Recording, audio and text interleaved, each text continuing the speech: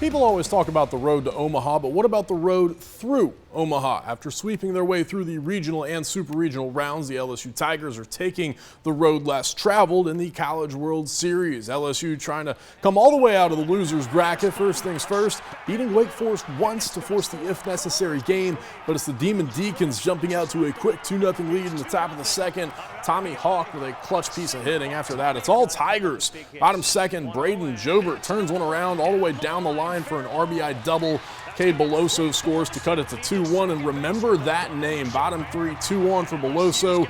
The Creole Bambino, yes, with an EAUX at the end. Hits a belly bomb into the Wake Forest bullpen. What a moment. 3-run tank for the graduate senior, and that's all the Tigers would need to see another day. That score holds for the final 6 innings. LSU wins 5-2, and here we go. Paul Skeens versus Rhett Lauder for all the marbles at 6 p.m. tomorrow.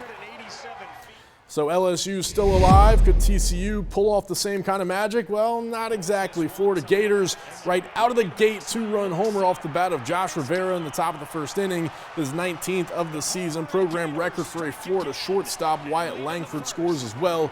2-0 lead for the tournament's second-ranked team. Let's go bottom 8. That homer's still the difference in a 2-1 game, but now this ground rule double is the difference in a tie game. Anthony Silva scoring Trey Richardson, and this is what Omaha is all about. Top 9, top speed for Cade Kurland out of the box. Tough play at short, and just like that, the go-ahead run scores from third. Michael Robertson touching home. 3-2 Gators.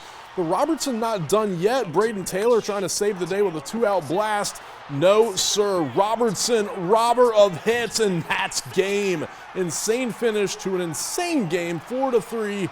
TCU 2 as the Gators sweep their way to the College World Series Championship Series.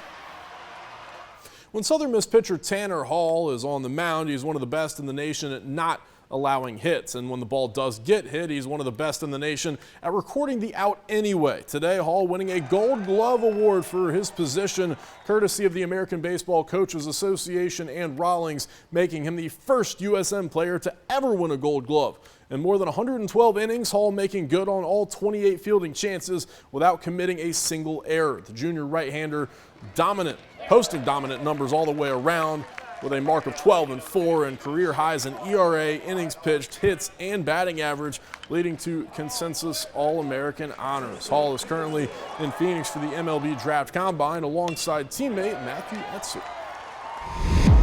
Another Gold Glove winner took his glove all the way to Omaha, still there. Soon to be first overall MLB draft pick Dylan Cruz out of LSU. In the JUCO ranks, Pearl River Community College, home to a pair of Gold Glovers, those being Poplarville alum Blaze Breerwood at second base and Luke Lyon on the mound. Breerwood committed just 2 errors and 179 chances.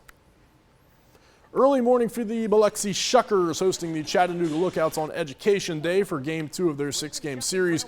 Crazy 3-2-3 double play to get out of a bases-loaded jam in the first. Xavier Warren, Wes Clark, back to Warren. Wow, otherwise a low-scoring affair, so every run counts, even if it is just an RBI single in the second. Carlos Rodriguez scoring Warren. Now a highlight by News 25's Austin Lindsay. Clark scoring Isaac Collins on a bases-loaded walk. He's walking at a 17% clip over the last month, and then a sick catch out in right field from Rodriguez, keeping the bases clear in the 8th. 2 straight wins to start the homestand as the Shuckers take this one by the final count of 2-1. Another tough break for Ocean Springs alum Garrett Crochet, who's out 2 to 3 weeks after receiving a cortisone shot today. Also his birthday. Happy birthday for the inflammation in his left shoulder, according to MLB.com. The 24-year-old lefty should return to the Chicago White Sox shortly after the All-Star break, having already missed a month earlier this season recovering from Tommy John surgery. Here's wishing to the former Greyhound and a speedy recovery. On the gridiron today, St. Stanislaus kicker Evan Noel pulling in his first Division I offer from Ole Miss. The rising junior is a 5-star kicker according to Coles and is actually their top-ranked 2025 recruit. He already has 103 career points at SSC. And now, the play of the day.